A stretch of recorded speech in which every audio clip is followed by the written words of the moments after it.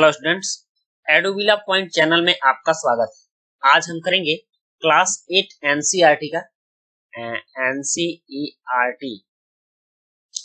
का क्लास 8 का chapter number 2 है। ये हिस्ट्री का है, मतलब कि हिस्ट्री जो क्लास 8 की है उसका चैप्टर 2 हम लोग व्यापार से साम्राज्य तक करेंगे। मतलब कंपनी की सत्ता स्थापित होती है किस कंपनी की, आप जानते हैं ब्रिटिश ईस्ट इंडिया कंपनी थी वो। तो ईस्ट इंडिया कंपनी की सत्ता भारत में कैसे स्थापित होती है, आज इस चैप्टर को हम लोग करने जा रहे हैं। तो सबसे पहले आप लोग चैनल को सब्सक्राइब कर दीजिएगा अगर आपने अभी तक सब्सक्राइब नहीं किया है, और वीडियो अच्छी लगे तो लाइक कमेंट जरूर कीजिएगा। तो चलिए शुरू करते हैं, देखते हैं कि कंपनी कैसे स्थापित हुई। मुगल बादशाहों में अंग्रेज औरंगजेब आखिरी शक्तिशाली बादशाह। मुगल बादशाह जो बाबर से जो शुरू हुए थे, बाबर के बाद हुमायूं हुए, और हुमायूं के बाद अकबर हुए। इस तरह से चलते चलते औरंगजेब जो था वह आखिरी शक्तिशाली बादशाह था। औरंगजेब के बाद मुगल सत्ता कमजोर पड़ने लगी और उन्होंने वर्तमान भारत के एक बहुत बड़े हिस्से पर नियंत्रण स्थापित कर दिया था। मतलब औरंगजेब या पूरा मुगल साम्राज्य कहें तो ये सारे मुगल बादशाहों ने भारत की बहुत बड़ी सत्ता को, ये थोड़ा मैप जल्दीबाजी में बन गया, तो इनका ये जो था ये विस्तार लगभग इतने क्षेत्र पर फैल गया था भारत का। थोड़ा सा ये दक्षिण वाला छोड़, तो इस तरह से बहुत बड़े हिस्से पर भारत का इनका नियंत्रण स्थापित हो गया था।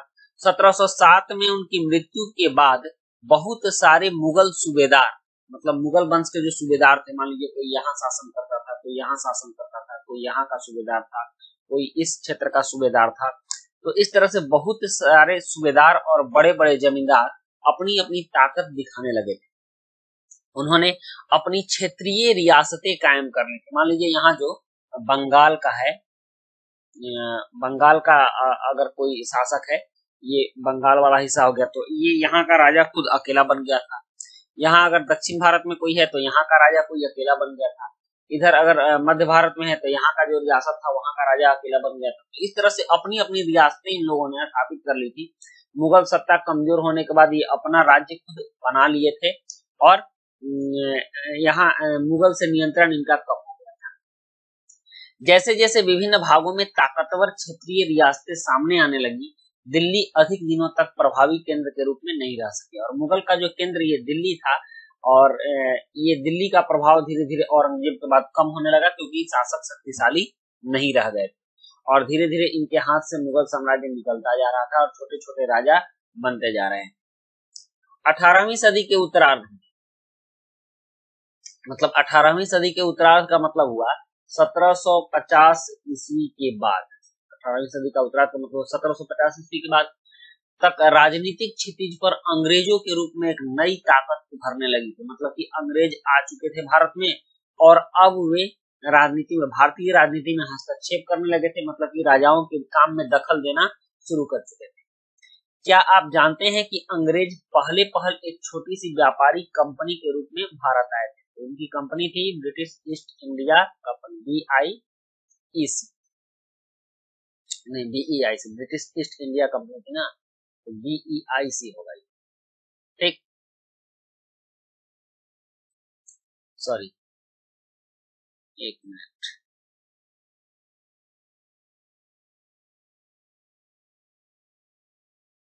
हाँ, ब्रिटिश ईस्ट इंडिया कंपनी की बात कर रहे थे, तो इसको शॉर्ट में आप BEIC पढ़िए, ब्रिटिश ईस्ट इंडिया कंपनी। तो ये पहले एक छोटी सी कंपनी थी, व्यापारिक कंपनी, लेकिन एक व्यापारिक कंपनी होते हुए भी इतने बड़े भारत पर इसने पूरा कब्जा जमा लिया, ये कैसे? यहाँ के इलाकों पर कब्जे में उनकी ज्यादा दिलचस्पी नहीं थी। तो फिर ऐसा कैसे हुआ कि एक दिन वे इस विशाल साम्राज्य के स्वामी बन गए? पूरे भारत पर इन्होंने कब्जा कैसे कर लिया? इस अध्याय में आप देखेंगे कि यह कैसे हुआ। मतलब कि इंग्लैंड वालों ने, ब्रिटिश ईस्ट इंडिया कंपनी ने पूरे भारत को अपने बस में कैसे किया, हम लोग इस अध्याय में इस चीज का अध्ययन करेंगे। यहाँ एक चित्र दिया गया है, इस चित्र को आप ध्यान से देखिए। ये जो बूढ़े आदमी आपको दिख रहे हैं, ये हैं मुगल बादशाह बहादुर शाह जफर, और ये आखिरी मुगल बादशाह है। 1857 के समय का ये चित्र है, 1857 के विद्रोह के बाद का। कैप्टन हडसन द्वारा बहादुर शाह जफर और उनके बेटों की गिरफ्तारी, ये उनके बेटे हैं और इनकी गिरफ्तारी होती है। कैप्टन हडसन जो है इनके बेटों की गिरफ्तारी करता है। औरंगजेब के बाद कोई मुगल बादशाह इतना ताकतवर तो नहीं हुआ, लेकिन एक प्रतीक के रूप में मुगल बादशाहों का महत्व बना हुआ था। भारत में मुगल बादशाह थे, ताकतवर नहीं थे, लेकिन फिर भी पूरी भारत की जो जनता थी वह मुगल बादशाह को ही अपना राजा मानती थी और उनके प्रति अपना सम्मान प्रदर्शित करती थी। शक्ति नहीं थी, लेकिन लोग इनको राजा मानते थे। जब 1857 ईस्वी में ब्रिटिश शासन के विरुद्ध भारी विद्रोह शुरू हो गया, 1857 का विद्रोह आप लोग जानते हैं ना, जिसमें रानी लक्ष्मीबाई, वीर कुंवर सिंह, नाना साहेब, तात्या टोपे ये लड़े थे। तो उस 1857 के विद्रोह जब शुरू हो गया तो विद्रोहियों ने मुगल बादशाह बहादुर शाह जफर को ही अपना नेता मान लिया था। मतलब उनको अपना नेता माना था कि हम अंग्रेज को अपना शासक नहीं मानते हैं, आप हमारे बादशाह हो और आप हमारे साइड से रहो, हम लोग अंग्रेज को भगाकर आपको पुनः राजा बनाएंगे। जब विद्रोह कुचल दिया गया तो कंपनी ने बहादुर शाह जफर को देश छोड़ने के लिए मजबूर कर दिया और उनके बेटों को जफर के सामने ही मार डाला। लेकिन जब विद्रोह शांत हुआ, 1857 का विद्रोह शांत हुआ, तो कंपनी ने बहादुर शाह जफर को, आप यहाँ देख रहे हैं, इनको गिरफ्तार कर लिया और इनके बेटों को उसने मार दिया। इनके सामने में ही इनके दो बेटों की हत्या कर दी। तो इस तरह से उसने विद्रोह को दबा दिया और बहादुर शाह जफर की कहानी समाप्त हो गई। अब हमें देखना है पूर्व में ईस्ट इंडिया कंपनी का आना, मतलब कि पूर्व में, ये पश्चिम में, ये यूरोप का क्षेत्र है। ये देखिए, ये पूरा जो है ये यूरोप का क्षेत्र है और ये ब्रिटेन का क्षेत्र है, ये वाला यहाँ पुर्तगाल है। तो यहाँ से ये पश्चिमी भाग हो गया। अगर आप ऐसे देखेंगे तो ये हो गया पूरब हो गया और ये पश्चिम हो गया, ये पश्चिमी भाग हो गया। तो यहाँ से ऐसे ये लोग कैसे आए, ये भारत तक कैसे आए? ये समुद्री रास्ता है। इसी रास्ते का खोज, ये जो रास्ता है केप ऑफ गुड होप होते हुए, इसी रास्ते का खोज पुर्तगाल निवासी वास्को डी गामा ने किया था।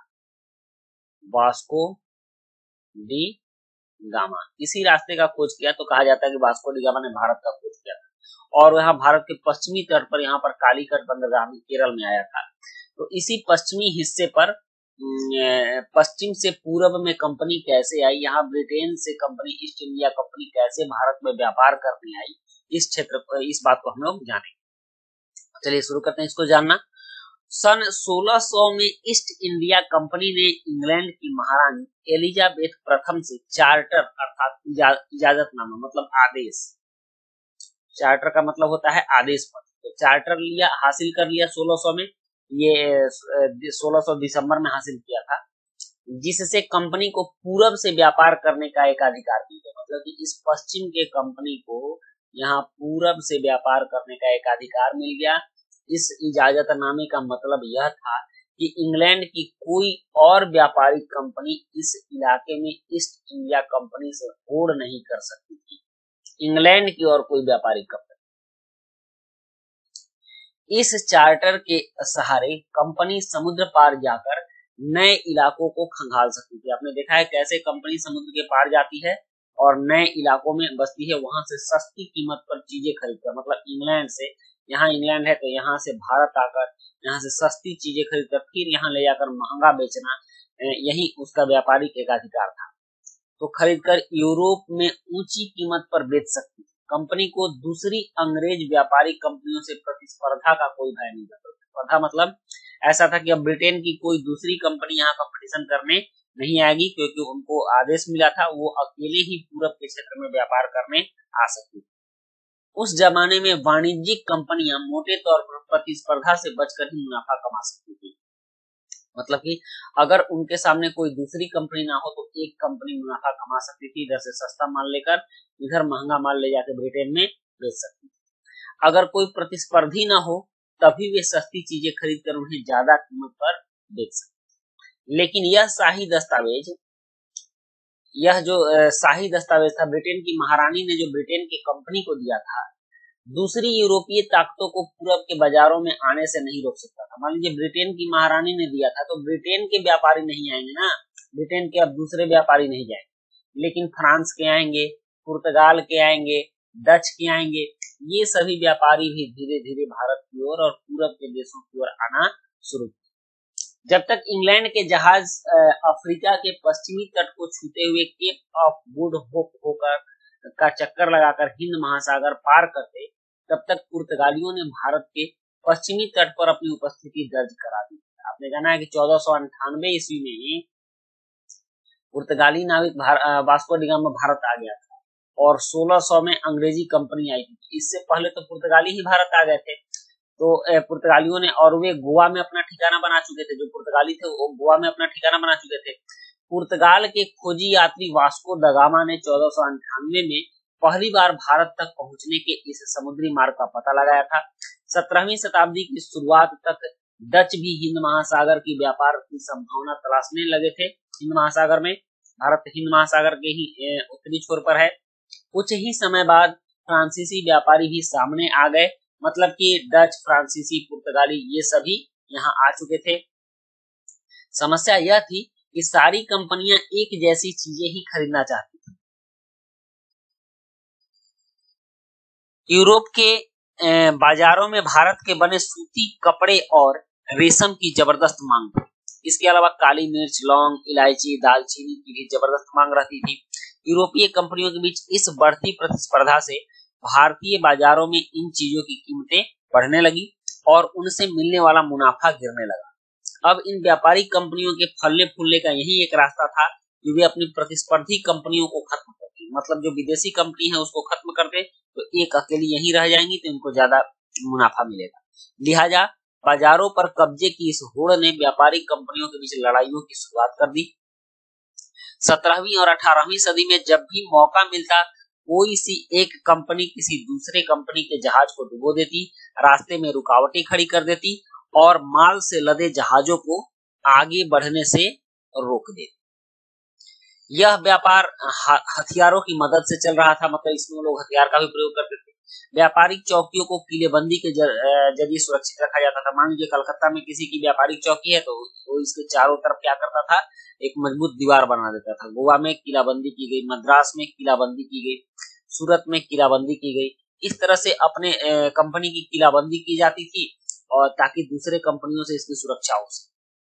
अपनी बस्तियों को किलेबंद करने और व्यापार में मुनाफा कमाने की इन कोशिशों के कारण स्थानीय शासकों से भी टकराव होने लगा। मान लीजिए बंगाल में किलाबंदी होगी तो यहाँ का राजा कहेगा ना कि मेरे ही राज्य में तुम अपनी किला क्यों बना रहे हो। मद्रास का भी राजा कहेगा कि मेरे राज्य में अपना किला क्यों बना रहे हो। सूरत का राजा कहेगा कि मेरे राज्य में अपना किला क्यों बना रहे हो। गोवा का भी कहेगा। तो इस तरह से वहां के स्थानीय लोकल जो शासक थे, राजा थे, उनसे भी इन लोगों का टकराव होने लगा। इस प्रकार व्यापार और राजनीति को एक दूसरे से अलग रखना कंपनी के लिए मुश्किल होता जा रहा था। आइए देखें यह कैसे होता है। तो यह चीज अब हम लोग नेक्स्ट वीडियो में देखेंगे और उसमें समझेंगे कि ईस्ट इंडिया कंपनी बंगाल में व्यापार कैसे शुरू की और भारत में उसने अपना पैर कैसे फैलाया। तो बच्चों, वीडियो अगर अच्छी लगी हो तो लाइक, सब्सक्राइब, कमेंट जरूर कीजिएगा। मिलते हैं नेक्स्ट वीडियो में।